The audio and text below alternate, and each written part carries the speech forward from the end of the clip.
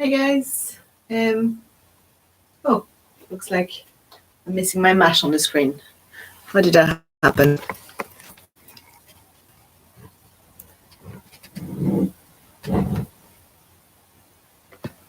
No, that should do it. Here we go. Can you see my fingertips? You can. Great. So welcome.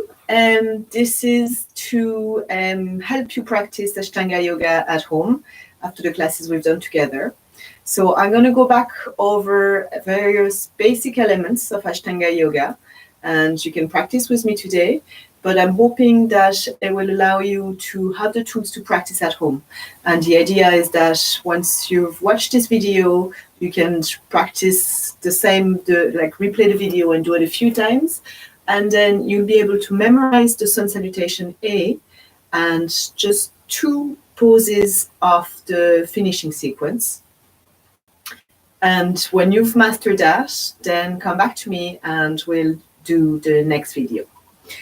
So the first thing I'm going to talk about today is Samastithi.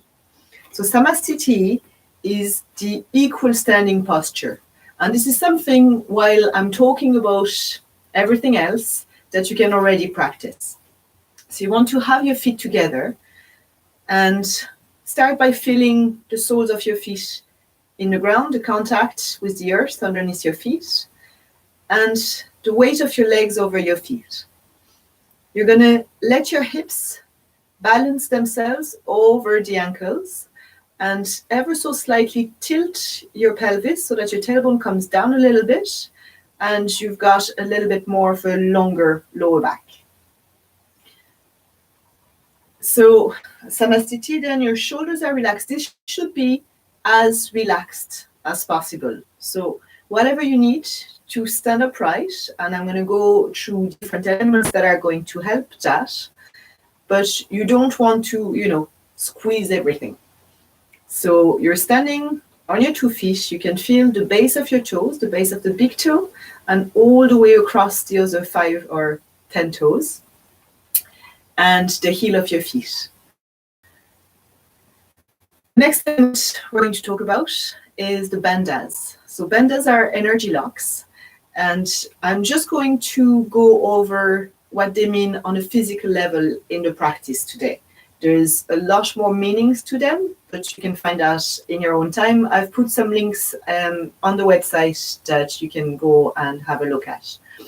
So the first bandha is the Mula bandha, which is your root lock. And it basically is the action of lifting your pelvic floor. So as we're talking, or as I'm talking, and you're standing, just feel your feet into the ground and see if you can, as you tilt your tailbone down a little bit, you're going to find a little action into your real lower abdomen. Your pelvic floor is like this lower diaphragm, this flat muscle that holds all of your internal organs and your guts so that they're not resting onto the hip bones. So just by tilting the pelvis and holding a little bit, but you're not really squeezing your bum either. So it's finding that action between effort and not too much effort. And through all of the poses, you want to find a relationship between your hips and the floor. So when we're standing, it's between the floor, the feet, and the hips. If we're sitting, it's between the sit bones, the floor, and the hips. And this gives you a lot of stability. So we've got this first Mula bandha. The second bandha is the Ujayi bandha. So if you take your thumbs and put them in your navel, you're going to take a deep inhale. We'll just take a few natural breaths actually, and just notice what happens underneath your hands. So when we're not doing anything in particular, the inhale comes all the way into the lower belly, into the hands. Ujayi bandha is going to, as you exhale, you notice that lower belly draws in a little bit. And so what you're going to do is try and keep the belly where it is for the next inhale. So you inhale, it might lift up. Exhale, it draws in. You keep it in and you inhale just as fully, and it's going to move your breath into deeper parts of your rib cage. So you're going to feel an expansion of the ribs at the back of your body and all the way into your collarbones.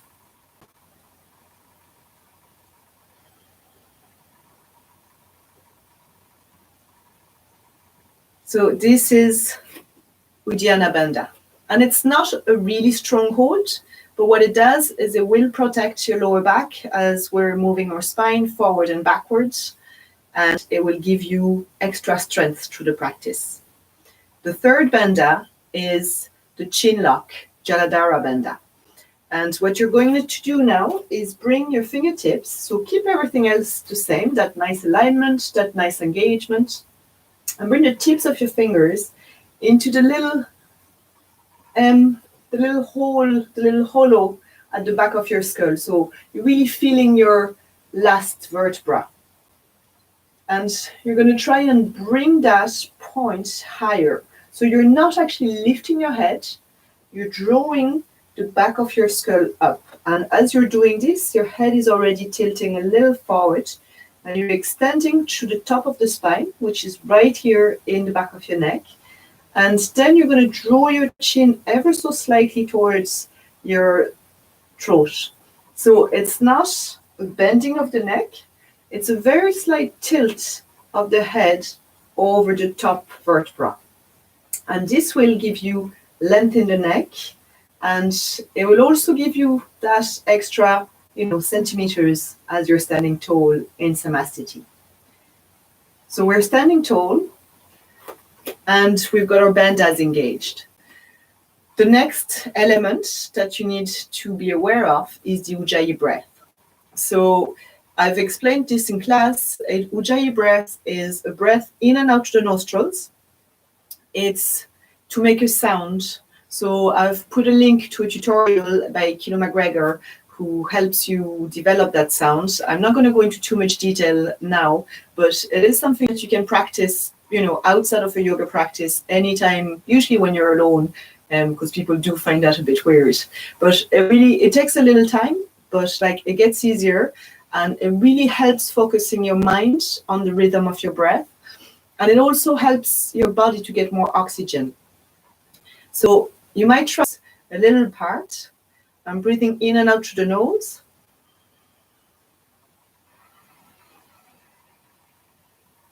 The sound moves to the back of the throat.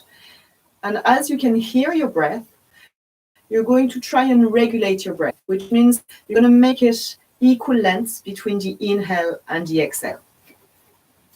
So these are the bandhas, the breath. We're going to talk very quickly about Dristhis, which are points of focus. But first, I want to bring in the concept of vinyasa. So vinyasa means linking breath and movement. So very simply, the first vinyasa is to inhale and reach the hands up. Exhale and brings them down. You can do this with me at home. So inhaling, exhaling.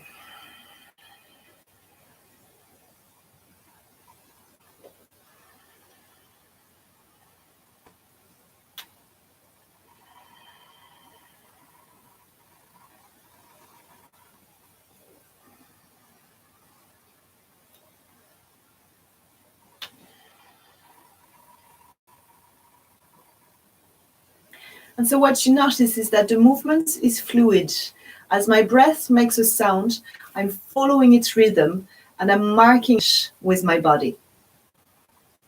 At the very end of the inhale, my arms are all the way to the top. As the breath turns around, my arms come down with the exhale, and they only reach my legs as I come to the end of my exhalation. And this is really important, and this is the first movement of your sun salutations. Dristhis then, which is the last element I'm going to talk about today before we actually get into a practice, is your point of focus.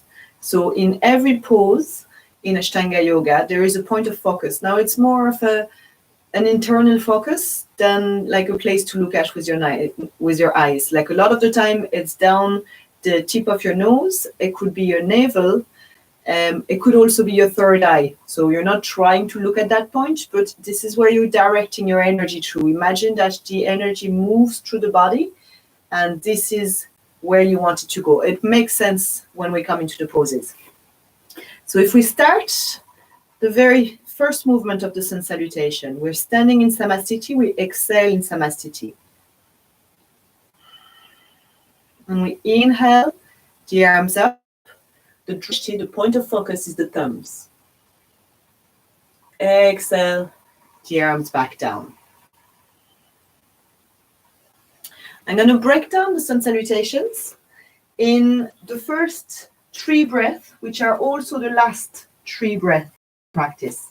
So I'm standing at the front of my mat. I take an exhale, a breath out, getting ready for my practice, engaging my bandhas. I'm going to inhale, reach up, look at my thumbs.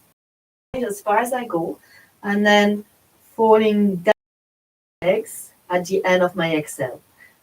As my next inhale, I'm going to come up to wherever my back is straight, and I can keep my legs and my arms also straight. Exhaling, coming back, folding forward over the legs. Inhaling, reaching all the way up from the soles of the feet to the fingertips. Exhaling, back down to Samastithi.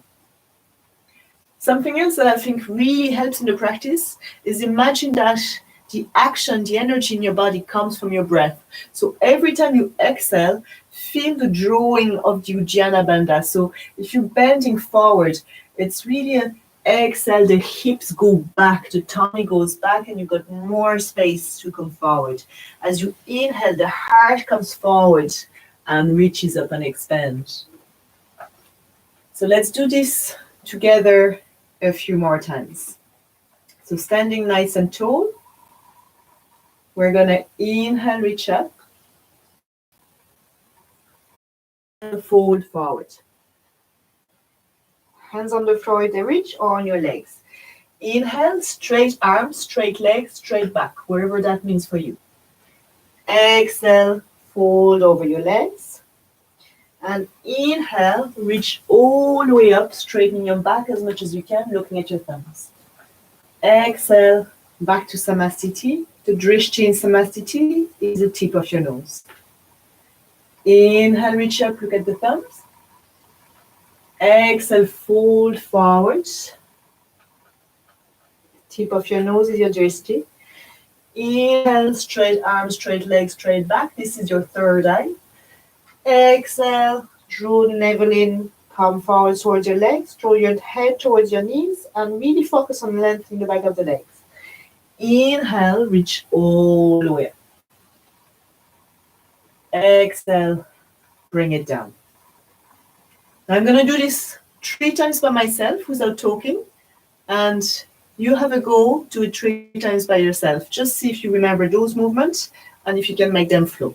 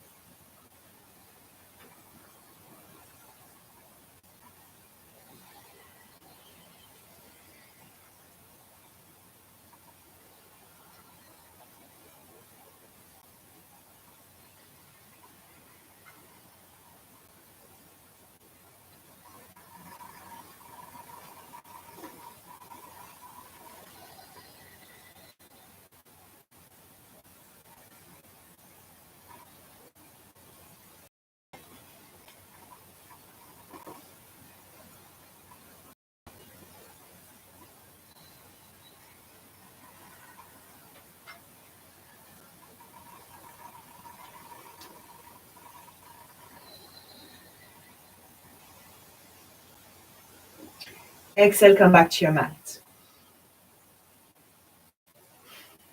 while I'm talking, stay in Samastithi, engage your bandhas, keep going with the Ujayi breath, and then to the back of your mind, listen to what I say. Just checking for the cat. So a couple of things I want to talk about in those initial poses. When we inhale and we reach the arms up, you can reach your arms up whichever way you like, really. What often happens is in Indian studios, people are, really have only their mat in terms of space. And like, if you're opening your arms to the side, you're probably going to slap two people in the face. So there's a tendency to bring the arms forward. It also works different muscles in the shoulders. So what I like doing is alternating, depending, here I've put those up so that you can see me a little better, so I don't have actually space on the outside. There's a nice kind of middle way, which is diagonally. It doesn't really matter, just I like doing different things different times just to get different muscles working.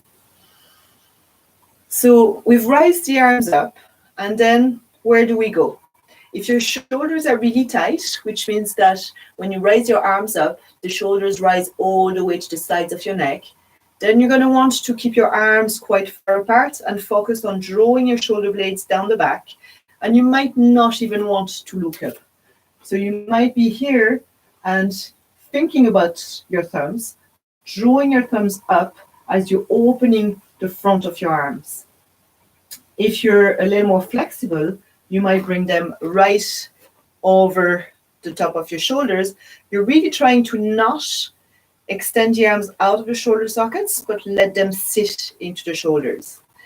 If your shoulders are quite nice and loose, then you can bring the palms of your hands together and tilt your head back to look at your thumbs. Now, when you're looking up, you're still thinking about the Jaladhara Bandha, and you're still thinking about the Uddiyana Bandha. So at the end of your inhale, you haven't let go of that hole in your abdomen and let your hips go back. You're still engaging here, and the expansion is in the front of the chest. So after this, when we come down, we're going to exhale. We're going to bend the knees to keep the back as straight as we can. And you can reach forward, or you can reach your arms out for the side. Sometimes for balance, arms out are easier, or by drawing your arms forward, best to start with. And your hands are going to reach either your shins, they might be in front of your feet on the floor, or they might be all the way by the sides of your feet. And there's a dual movement. So if we're inhaling here, as I exhale, it's a long breath out. Again, the energy draws my hips back and tilting up as my upper body tilts forward. And at the very end of the exhale, I can straighten the legs a little bit when I know that I've got a lot of length in my spine. The next movement, as we inhale, is lift forward. So we say straight arms, straight legs, straight back. So it could be up here for many of you, and if this really doesn't work, then keep the legs bent. Try and find straight back first. And straight back means engage Jaladhara Bandha. So even if you're looking forward, you're still lengthening the back of your neck and keeping your chin slightly in towards your throat. You're going to try and keep, again, your arms drawn into the shoulder sockets and the shoulder blades down the back. So whether you're inhaling here, or maybe here, or here, is going to depend and is going to evolve. It definitely will get further, like you will become more flexible practicing Ashtanga yoga. So in we've got, and if we've got our fingertips on the floor, we can tilt the body a little forward onto the hands and really feel that hollowing of the lower abdomen as you inhale into the four sides of the rib cage, so that when you exhale, you can really draw the ribs toward the thighs, and your belly is really hollow, and you come all the way down. When we inhale next, you're going to have to soften your knees. And again, you can reach forward or to the side and stretch all the way up. So same movement as the start. Exhaling, I do insist, it's a full breath and a full movement. Don't just flop your arms by your side and be impatient to move on to the next part of the practice. Every breath is part of the practice. Okay, so let's bring in the rest of the movements. We're going to come back to the front of our mat. Well, I will. Inhale, reach up. Exhale, fold forward. Inhale, straight arms, legs back. Exhale, we're going to come and bring our hands onto the mat, bending the knees and moving the legs back into a plank. Now I'm going to give you a lot of options here, and we're not going to do chaturanga today because this is the first video. We might do chaturanga on the next video. From a plank, you might drop your knees. If plank really doesn't work for you, you've exhaled into your plank. So the next movement is an inhale, and you're going to stay up on your toes. You're just going to lift your chest and really focus on getting your elbows to the side of your body, keeping your shoulders down and looking forward. If it's too much for your lower back, keep your knees down and don't do it so much. The exhale then, we're going to push back and lift the hips to come into downward dog. Downward dog, we stay 5 breaths. So your downward dog at the start might look like something like this. And if I'm talking it from the hands to the feet, we're going to start by spreading the soles of the hands into the ground, feeling the contact and drawing energy from the inner part of the hand. So you're not sinking into your wrist.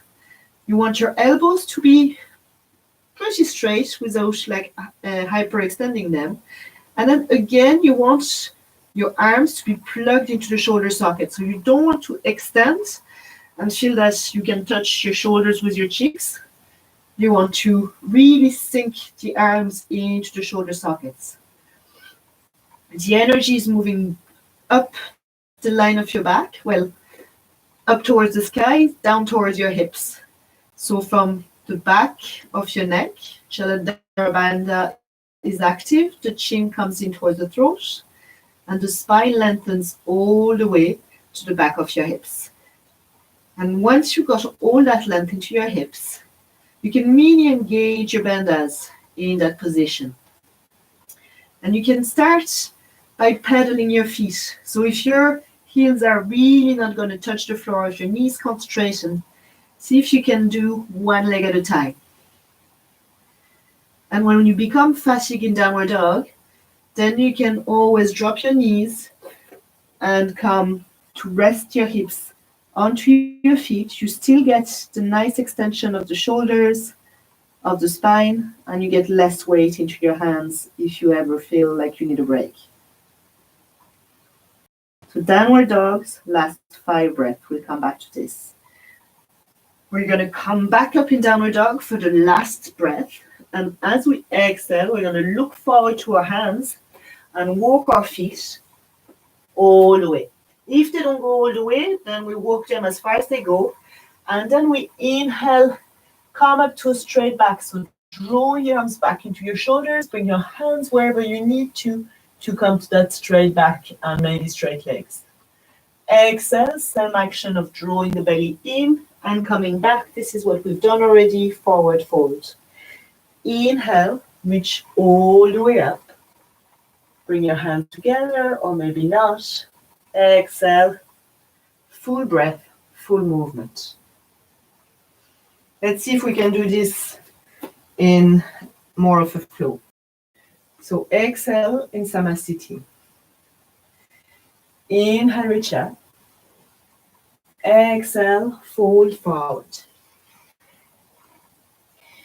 Inhale, straight spine. Exhale, stepping back into a plank. Dropping the knees. Inhale, we can just lift the shoulder or the chest forward, shoulders back. Exhale, push the hips back. Come into downward dog. Breathe 5 times here. 1, 2, 3, 4, 5. As we exhale on the 5 breath, we look forward and we step our feet all the way forward or as far as they go. And then we inhale, lengthen up before exhaling, folding forward over the legs again.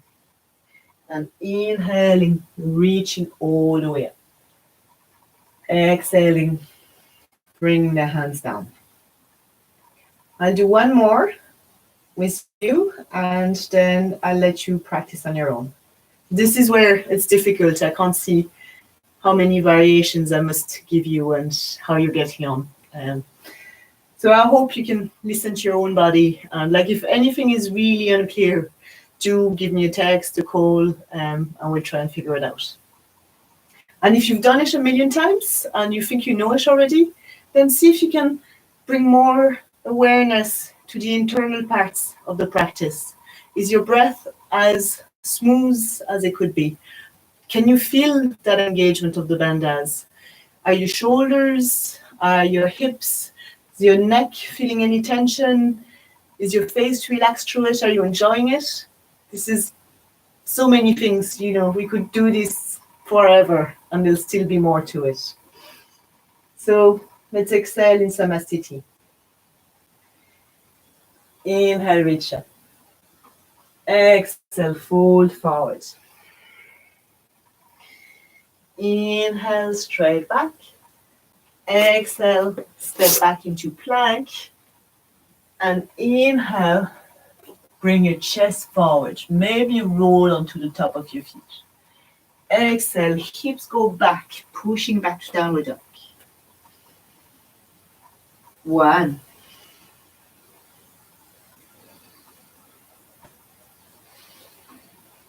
2,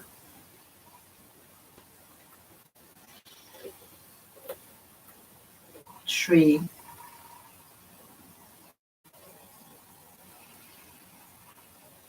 4,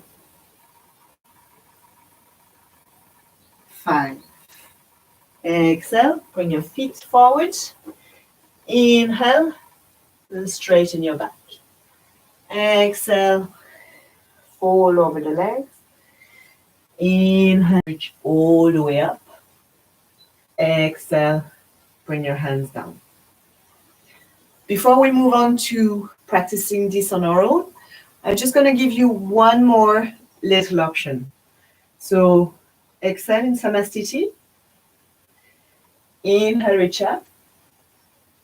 Exhale, fold forward. Inhale, look up. Exhale into plank. Inhale into upward dog. Really drawing the shoulders back, away from the ears. Knees are off the floor unless they need to be on the floor. Exhale into downward dog. So you can feel your bandhas in downward dog. Feel the contact with your floor through your hands as well as through your feet, and the connection between that contact and your pelvic floor. You can really draw the belly in as you exhale. It's really good massage for your guts. And try and keep Jalandhara Bandha in mind. So the Drishti in downward dog is your navel, but you're not to curl your head under to look at your navel. You're going to try and keep your ears level with your arms. And you're going to, lengthen that part of your neck. It just feels different because we're upside down, but it's the same thing. Now this is the option at the fifth exhale. Instead of stepping back, if you feel strong, and I show you video of people doing things I cannot do, but I practice. So we're gonna really lift the hips, and we can jump the feet behind the hands, and we're trying to lift the hips up as we jump the feet forward, and then we inhale and lengthen the spine. Exhale, fold forward. Inhale, reach all the way up. Exhale, come down. That jump is really challenging. It's a little scary. There's so many tutorials on YouTube for it because it's so showy. So I'm working on it. I don't know, might happen someday. Again, it's all about not being too attached. But if you're interested, I can send you some videos. Okay, so let's do one more together, and then let's do 3 on your side and 3 on my side, just focusing on the bandhas and the breath and that concept of vinyasa, moving with your breath. So inhaling, reach up. Exhale, fold forward. Inhale, straight back. Exhale into plank. Inhale into upward dog. Exhale into downward dog.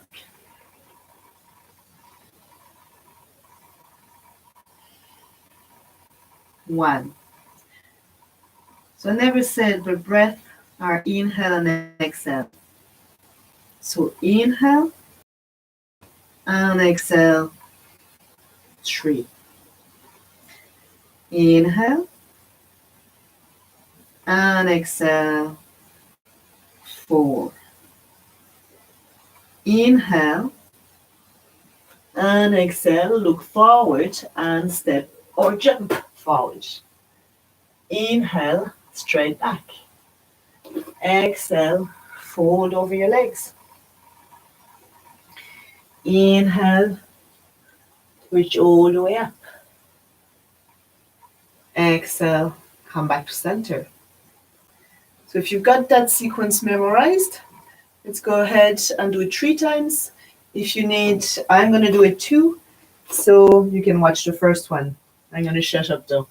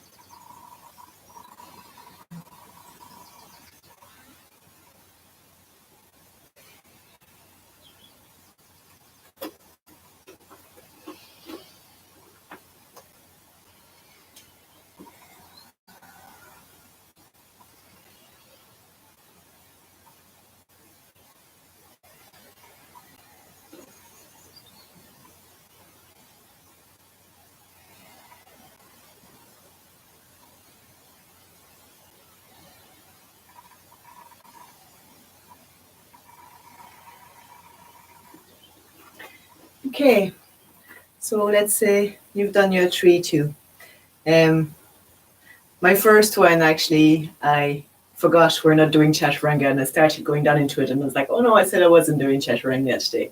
So you do get used to what you do all the time, and it's actually nice to change it, because obviously my mind wasn't all that on it for that half second. The other thing is my jumps. Sometimes if I don't think about them, if I don't feel them, there's that fear factor, like I end up like moving so much further back my mat because my feet don't come. So, keep a sense of humor. One thing that I didn't say, and that I've actually not read anywhere, but like I found really useful for myself, is when you're doing a primary series practice, you've got to count how many rounds of sun salutations you're doing, and you also have to count how many breaths you're keeping in downward dog. So every sun salutation, we stay 5 breaths in downward dog. I have a little cheat where my first breath, I press my thumbs a little harder, and then my second breath, my index fingers, and I basically count my breath on my fingers, and it allows me remembering how many of the rounds I've done, so I can keep my 1, 2, 3, 4, 5 of the sun salutations, while my downward dog is a different count, which only stays on my fingers. So, if it works for you. So, okay, so the idea is sun salutations with everything I've given you. You will be able to practice at home. So we're now going to move on to a couple of poses of the finishing sequence. It's nice and easy to start. So it's a video that you can go back to. It's something that you can do, if you don't feel like practicing, just do those first 3 breaths. Like you don't even need to have a mat or not have shoes. Like if sometimes you really don't feel like doing a full practice, but you think that, yoga would be nice. And it would be nice because for those few breaths, you're regulating your breath. So you can just, stand in Samastithi and just count how many breaths it takes you to become comfortable in Samastithi. That's another nice thing to do.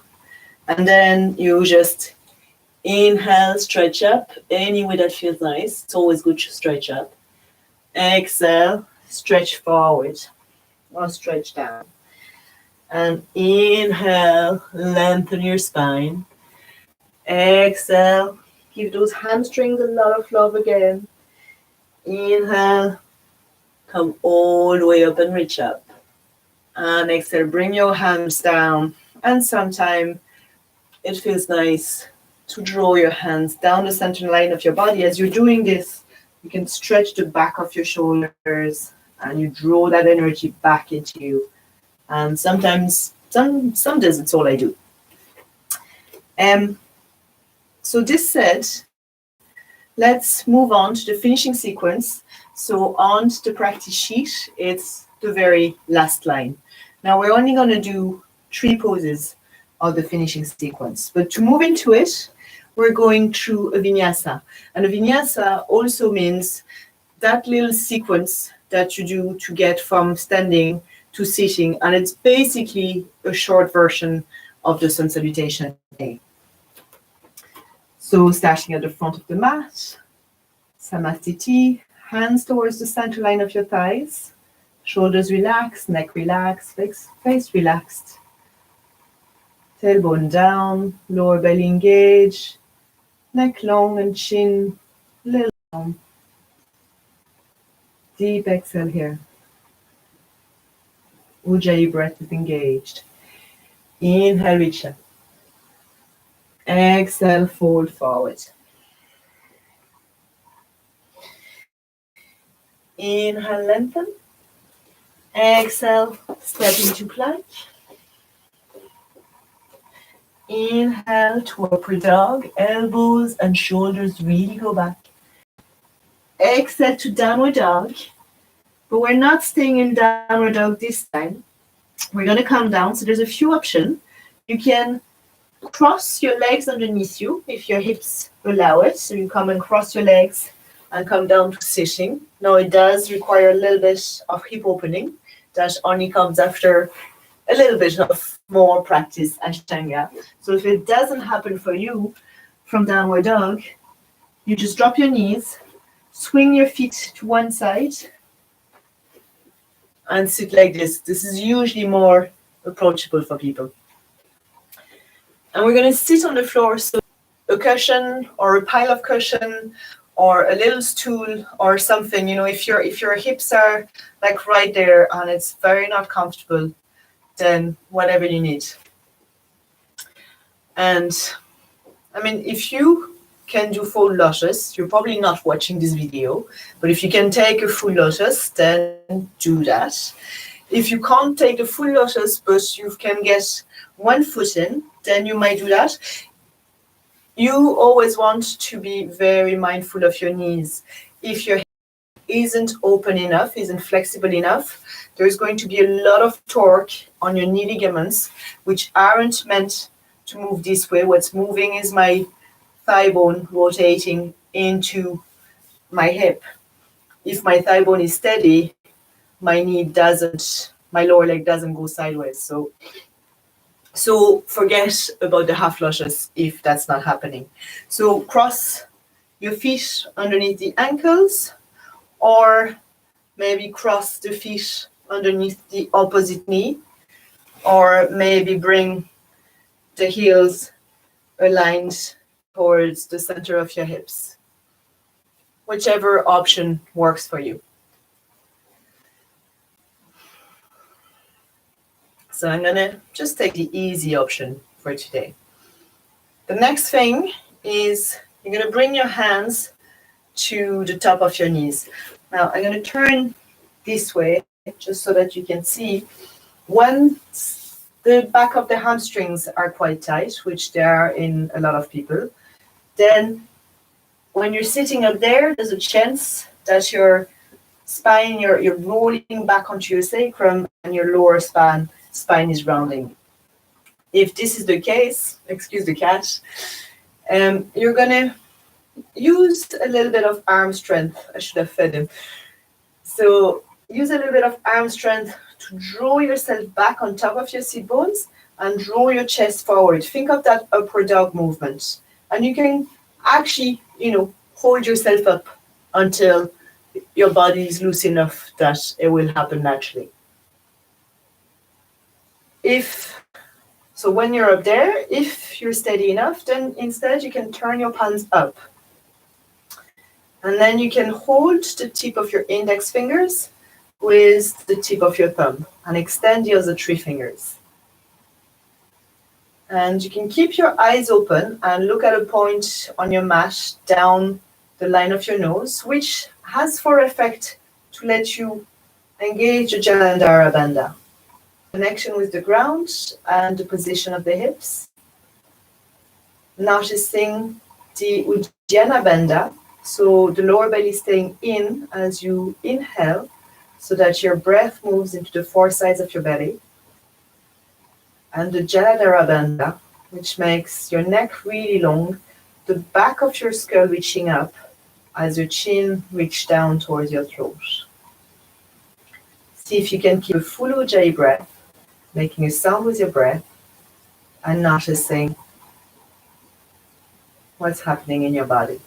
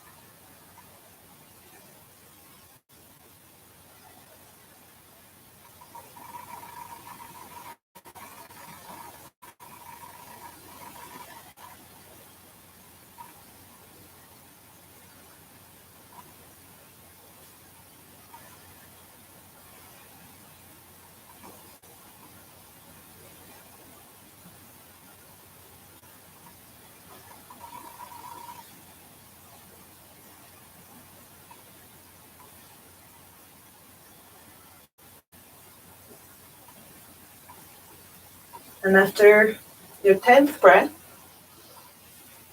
we're going to practice tolasana, which is the scale pose. And tolasana is, even though it's the finishing sequence and when you've done the whole primary series, you feel pretty tired, this allows you to engage every muscle in your body, which makes the relaxation, the pose that comes after, and you have to give it all that you can. It's like all the energy that, was stuck somewhere in your body that you didn't get out through the practice. This is where you're going to let it out. So the way you're doing it is you're going to bring your hands right in front of your hips, and you're going to bring your knees up towards your shoulders and your feet towards your hips. And this could be what you're going to do. So you're going to just keep focusing on lengthening the spine, really focusing on those 3 bandhas. So Mula Bandha into the pelvic floor, Uddiyana Bandha, lower belly engage. I mean, you cannot help it here, but you also want to keep your lower back from collapsing. And Uddiyana Bandha, so your head stays right over your chest. You're not reaching your head forward, and your shoulders are strong and plugged in. And whether you stay here if lifting is not an option, or you come forward and you lift. And if you're strong enough, you keep your feet off the floor. If you're not, some days I am, some days I'm not, today I'm not, then you're going to try and keep drawing the knees towards the chest, and you're going to lift one foot after the other. And we're going to do this for 10 breaths, as long as we did the sitting pose, or, less if this is torture. But really use it to spend every bit of energy that you still have in you. So we're going to take a deep exhale, sitting nice and tall, and inhale, draw the knee to the chest, lift the knees, and push into the hands. And even if you're not lifting, you can still push into the hands and imagine you're lifting, trying to draw the flesh of your buttocks off the floor, even if your sit bones are still on it. It's 10 breaths here.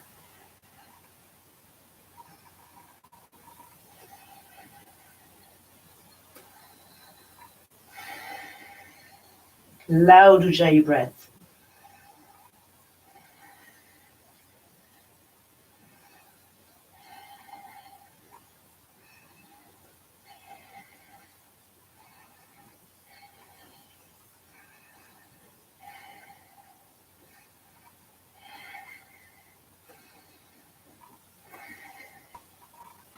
And exhale, slowly come down.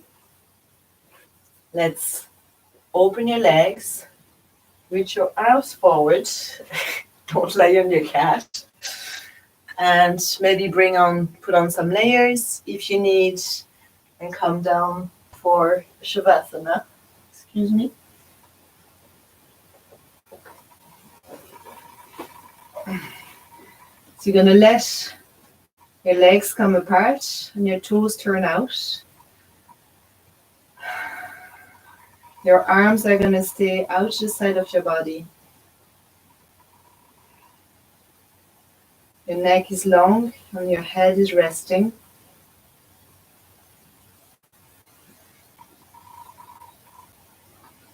I'm going to remain here at least until your breath is becoming even again. Your heart rate has slowed down. And you're going to undo everything you've done. So you're going to release your bandhas. You're going to relax your pelvic floor. Let your hips sink down. Feel all of your body melting into the earth. Not trying to push against it. Just resting.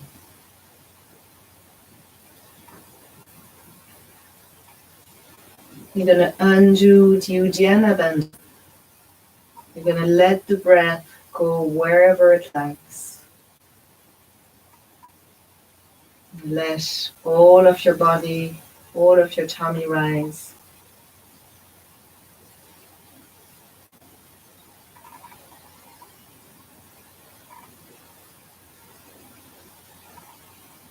And you feel that movement all the way down to your pelvic floor, into your lower back.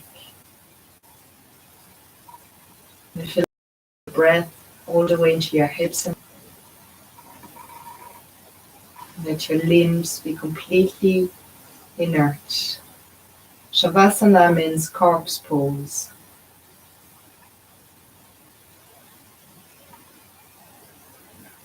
It symbolizes the death of your practice.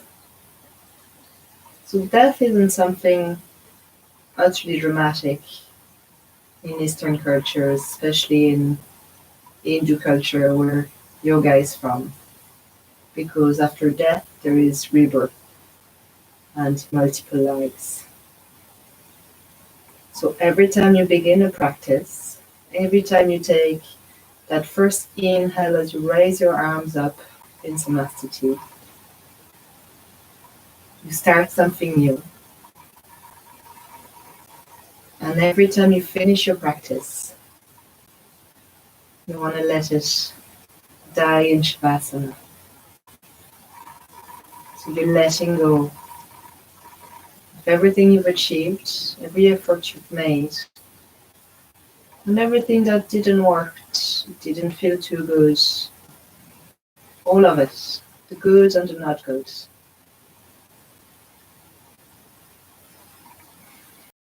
I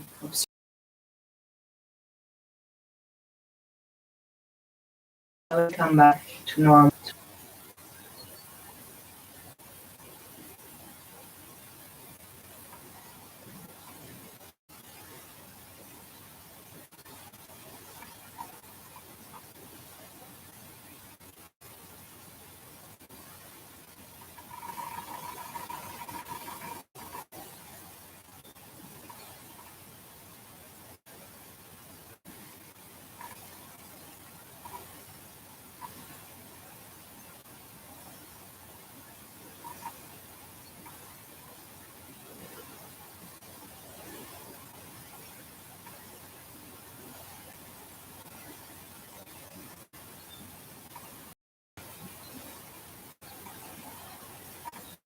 And slowly, when you're ready, you're going to bring some life back into your body. Take one deeper inhale. Move your fingers, your toes, your hands, your feet, your legs, arms. Whatever you need to get out of Shavasana. So maybe a stretch, maybe bringing your knees to your chest for rolling your lower back on the ground. Maybe rolling into a fetal position and resting there for a moment.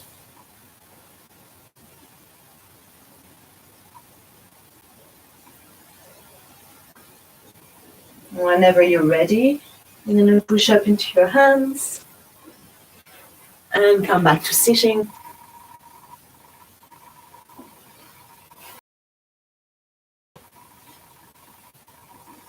Bring your hands together in front of your heart. And just feel grateful for the moments you've taken for yourself. Just this, just paying attention to your breath is good for you. And then all the stretching and the strengthening is also good. But the moving with your breath, the regulating your breath, this is the best thing that yoga can do for you. So I'm going to rub the palms of our hands together. Get some of that lovely energy into our palms. Bring it to our face, shoulders, beautiful hearts, hips, knees, and toes. And back to our heart. Namaste. And by the way, Namaste means I salute, or the divine in me salutes the divine in you. So whatever divine means to any of us, it's, what makes us alive. Okay, so I hope that went well for you. So the idea is that you can If you need, you can replay this and practice along with it. But ideally, you will come to practice up to 5 rounds of the sun salutations, whichever version you prefer. And do a vinyasa, do that sitting pose, do the lift off, and take shavasana. And if you do it without me talking and talking and talking in the background all that much, it probably doesn't take member. So you can really try and feel those bandhas and try and develop the Ujayi breath. Do practice the bandhas and the Ujayi breath outside the practice room, outside, queuing in a supermarket. We don't do that too much these days, but all you need is standing or even sitting with your spine straight. Anyway, I'll stop talking. Do let me know what you think and when you're ready for the next class. Thank you.